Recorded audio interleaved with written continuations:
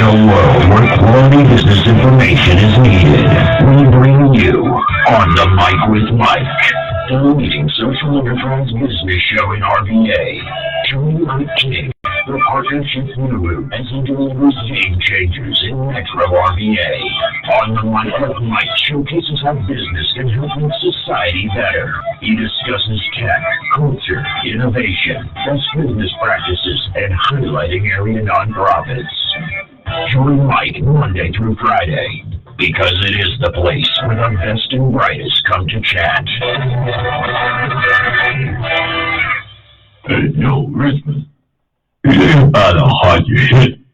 It's about how hard you can get hit and keep moving forward. This is the Italian Stallion. Say the word you Philly and come to RVA. I always check out my man, Mike King Biz, on ESPN, 5-7 a.m. The champ of business talk radio. Hemp, the man. Ladies and gentlemen, welcome back. We'd like to thank our good friend. We ain't saying who that is. It is who you think it is. Or it may be who you think it is. This is Mike King. This is the Mike King Biz Radio Show, ESPN, On the Mic with Mike. What we do is we talk to the best and the brightest. We'd like to thank, our sponsors. Make sure you take care of sponsors and advertisers. That's how we stay on the air. That's how we talk to the best and the brightest. I rolled out the Rocky because, when you get a fellow pencil neck geek, a lot of times people don't understand, being from Pennsylvania, we see one when, we know one when we see one. So, Jonathan, welcome to the program, sir. Thank you. Appreciate being here. All righty. So you were from the other side of the state, Pittsburgh. The good side. The good side. There you go. That's what we always say. Yes, that's true. Pittsburgh and, the Permane Brothers sandwiches. That's the healthy sandwiches. Not like cheesesteaks and hoagies. Yeah, you don't get this big. Yeah, exactly. All righty. So, John is here. Welcome to the program, sir. Tell us who you are and what you do. My name is John Budesky. I have the pleasure to serve Hanover County as county administrator. I've been there about 3.5 years now. Before you got to Hanover, where were you at? I've been over the Richmond region for most of my career. I had the pleasure, a little over 20 years ago, joined the Commonwealth as county administrator over in New Kent County. I served the Commonwealth as director of the Virginia Workers' Compensation Commission. Also served as Goochland County's administrator most recently before coming to Hanover, and as a deputy in Hanover prior to that. So I've been in the Richmond region now for a little over 20 years. What is it about, so we talked to, whenever I have a civil servants on, what is the pull to civil service? I truly believe it's a calling. The work that we do is, I always tell people we're in the people business. And when we're here, we have an ability to help people today, not tomorrow. We can make changes. I follow sort of the principles of servant leadership. This work, you have to really believe in taking care of others. It's not about us in these roles or the work that we do. It's about how can we make the community a little better than we found it, and also not mess up the great things about the communities that we live in, and really taking care of folks. With government, it's one of those things that if we're doing our job well, in most part, we don't know. We don't know what you guys are doing, but things are going okay, which is a testament. We had Dr. Casey on, and they talked about the schools. He said, if we ever made the news, it's a good day. It is good, because you guys, it's thankless. A lot of times you're providing services. What is something about Hanover that most people know? And then what are some of the things that people may be shocked to know about Hanover from a business standpoint as well? I think when people think of Hanover, they think of the historic parts of Hanover and more the old appreciation for the wars that have occurred and on the lands throughout Hanover County, and the generations of people that have lived there and have given to the community. And so it's really deeply rooted in this tradition and spirit that many of our residents value. And then as you think about, okay, what don't people realize? But in the past 40 years, we've had more people move into Hanover than live there in the prior 260 years. Really? And so it really creates this dichotomy of change of folks that value that historic tradition, plus individuals that have lived all over the country and world, for that matter, moving to Hanover and trying to really make sure that we keep those perspectives and thoughts collective perspectives and thoughts moving forward in the decisions that we make on behalf of our residents. How do you juggle holding on to the history part, but then new things are coming with new people? I think you can do both, because I think you have to, one, learn and respect the history that you have in your community, and that's an important part. But recognize when you're talking about new perspectives, you're also talking about change. And change is not easy for folks. No, it's not. And working through that process and being respectful of all the voices in our community, we've been really focused on spending a lot more time listening and learning from our residents before we execute. And I think when you allow for those forums for people to come together and share differing perspectives, new perspectives, learn people for who they are. You may be my neighbor. I may not know you and you completely disagree, but when I start to know you and know your family and know you're more than just a one-issue person, I get to respect you in a different way. And we've been really focused on trying to bring people together and work together to make the next 300 plus years even better in Hanover. How much of a practice now being there's something I feel that I have for the rural part, the farming aspect. How much of that is Hanover County? Believe it or not, it's still predominant in our county. Agriculture is still the #1 economic development product in Hanover County, and has been for years. And we've been intentional about that. About 80% of our lands in Hanover are protected so they can maintain in rural production. About 20% is our targeted growth areas. And so we really do value that agricultural heritage in our community. It's changed a little bit, right? You don't have as many legacy farmers and families that you once did. Different crops, different product. Agritourism's growing and becoming an increasingly important part of the agricultural community. Certainly everyone thinks about the wineries and the breweries and those kinds of things, which are great assets to our community. But there's the farm to table kinds of events, and we have different cultural farms opening in our community. I just met with a woman that leads a farm. She's from West Africa. She's producing crops that she would in West Africa. And bringing that and working with local chefs and raising that bar on the products and what literally can be grown today and served tomorrow. It's changed in some manner, but we still export a large amount of crops throughout the world from Hanover County, and it's still our #1 economic development product. We're proud of it, but we're also proud of the dichotomy of business that we have in the county. But really, at our roots, agriculture is still a major part of our community. Mike John is here, Hanover County. So when we look at it, talking to whether it's Anthony Romanello or John Fatokis or Dr. Casey about the opportunities that come, and they're like every opportunity that comes for an a county is not one that's a fit. Mm-hmm. How do you determine what's a fit for you guys from a business standpoint when it's bigger ones that are coming, they're knocking on the door? Sure, it's a great question, because there's always pressures in the Richmond region. All the individuals you mentioned are good friends, and we're all working towards making this region better. But it also, that fit is important for a community. Geographically, we got a great location, right? 95, 64. We all get the geographic benefit of where we're located on the East Coast, but what might be right for Henrico may not be right for Hanover County, and so on in this region. And so we're intentional about developing strategies on what we want to try to attract, where we try to place those businesses in our community. And it's deliberate. And now, are there some lands that are zoned that people can bring in businesses that the government no longer has a say over per se? Yes, but when we can influence what comes and where it comes, we're intentional about that. We've focused on trying to find businesses that make the existing business community even better, how we can leverage, warehousing to bring manufacturing and so on. And so we try to find businesses that complement one another and locate them in the right places in our own community. So being from, someone who comes from somewhere else, I didn't know from the business standpoint of how things work. And so you kind of think that Short Pump is the place, and then I learned the bills are paid on the east end of Henrico.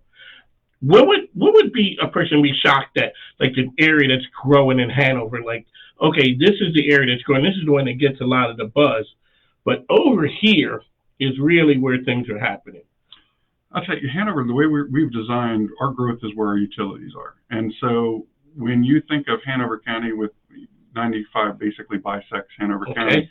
And so Route 1 is a major economic development corridor for us. And so if you think of Route 1, it's really between 95, Route 1, Bass Pro area, there up to the town of Ashland and even beyond the town of Ashland. Major new investments, major new growth on both. For a while, we saw an uptick, especially during COVID, with the interest in sort of distribution, but that's changing pretty rapidly. A lot of what people see is these cement tip-up kind of buildings. Inside is some very high-tech investments, very high-tech, high-skilled jobs and employers that are paying well. So that corridor is really going extremely well. All the spec space that we've had built, we have developers coming in with no tenant, mind you.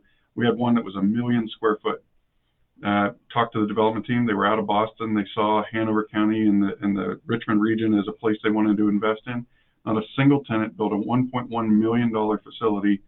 And just at about the time they got their certificate of occupancy, filled it with one user. So the idea, like back in the baseball days, build it and they will come.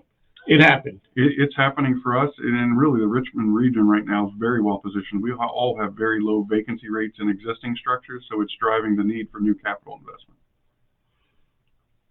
Wow.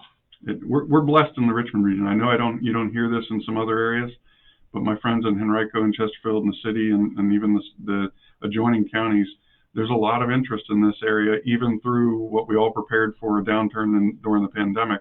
There's still a great deal of interest right now. Are you back to pre-pandemic levels for activity? We actually exceeded pre-pandemic levels. We've had, last year alone, we had the highest amount of new capital investment hit Hanover's rolls in our history. And so the numbers are still way up, the permits are still up. I will say some things right now, and those were projects that were in the pipe, right, that have been worked on for a couple of years. Right now, there's still everyday new projects coming out, and we thought there was going to be a tailoring off of the multi-billion-dollar kinds of investments, and we're actually seeing more and more of those in the Richmond region, including Hanover. But the interest is still way high. Now, there are certain folks that have tailored back because of interest rates and those kinds of things, but we're still at the workloads at or above pre-pandemic levels. One of the things, so we talked to our good friends over at the other counties and municipalities about projects that they have that won't bear fruit for 30 years or 40 years. And I asked them, how do you sell that to Joe regular guy like me? Hey, we need to buy that property. We need to hold on to that thing because the right thing may come and it won't affect you, but it'll be your grandkids. Yeah, and, I just had this conversation this morning with a couple of folks. Utilities is a long-term play. When we make an investment in utilities, and I think back to my time when I was over in New Kent as their county administrator, 20 plus years ago, we made investment in utilities from 33 all the way to exit 205. Just now, AutoZone located in New Kent because they had utilities. Bucky's across from it and that was a big announcement to Bucky's. Huge announcement, but that was a long-term play for that investment. And so investments in utilities, investments in owning land could be long-term. The way I try to sell it to folks is look, that is not, we're intending that long-term from the beginning. We too want to have managed growth. We want to make sure that we can handle the road networks and infrastructure and those kinds of things. If it all built out in 2 years, it would overwhelm our systems. But when we think about it as a long-term play, we can incrementally do it right. We can manage the public services properly and be sensitive to the burdens that it puts on the neighboring residents and folks that have lived there for a while. How can people get information about Hanover County? Well, certainly at our website here in Hanover, hashtag is the way that folks can get day-to-day information. We have a Hanover app that's about to roll out. And social media, certainly Facebook, Instagram, Twitter, we're all over those kinds of things. But we're still a county that if you call my office, you're getting on the phone. And that's the way we're always going to operate. We're in the people business, and that's how we're going to move forward. One of the things we look at is when people think that everyone is in Hanover rushing to Richmond to go to work. In reality, there's a lot of opportunity in Hanover.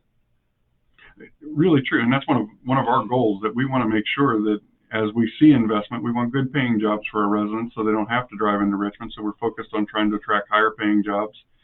But we got the best of both worlds, right? We got one of the greatest quality of lives in the Richmond region. We're raising the bar on job availability and compensation levels, but yet you can go to Short Pump when you want to within 15, 20 minutes from most places in Hanover, and downtown the same, and come on back. And so we're blessed geographically.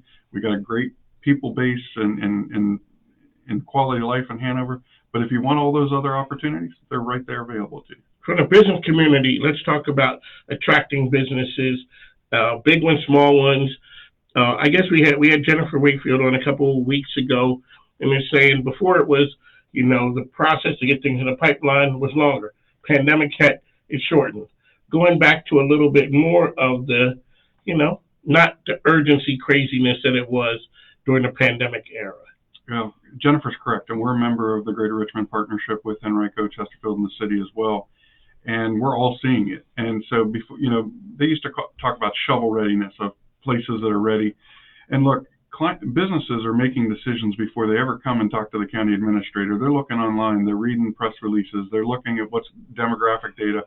They're making decisions on whether or not they're coming to the Richmond region before they ever talk to any of us. And then we have our state partners at VEDP, certainly GRP, Greater Richmond Partnership, and then they're talking with myself and Brandon, my economic development team.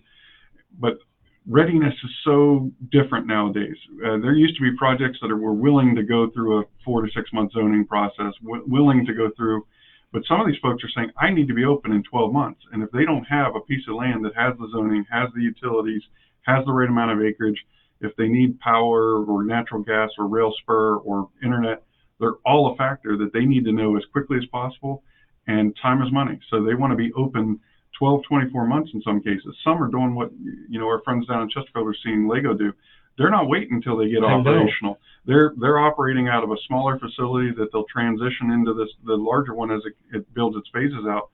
That's how business is getting done. We had companies, the one that filled the 1.1 million square foot is literally a company that they're building that out in phases. So they took it down as one building, but they're building out and training people and opening new phases almost every quarter now. And so it's pretty amazing how fast business is moving. John is here with us one last time, sir. How can people find information out about Hanover and stay? A business wants to come to Hanover, what do they need to do? Give me a call. Give my economic development director a call. We're ready and open to talking with any businesses that have interest in Hanover County to see what we can do for them, see about that fit. Certainly here in Hanover is our hashtag, social media wise. HanoverCounty.gov is our website. Give us a look. Our doors are open for business. We look forward to meeting with anyone who has interest. And look, if they don't locate in Hanover, we want them in the Richmond region. Businesses don't always look at borders of counties, so we want to attract them here and be part of that. I've learned that from folks saying, hey, Jack Barry, it's just like a person came to Richmond. They don't know where they came to. Chesterfield, Hanover, Henrico, they came to Richmond, and that's all they know. That's it.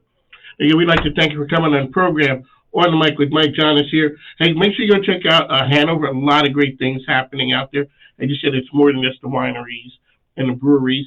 There's a lot of big business. It's the agritourism, the agriculture scene.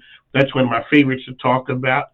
So make sure you go check them out. On the mic with Mike. We'll talk to you soon. Thanks. Now, take care.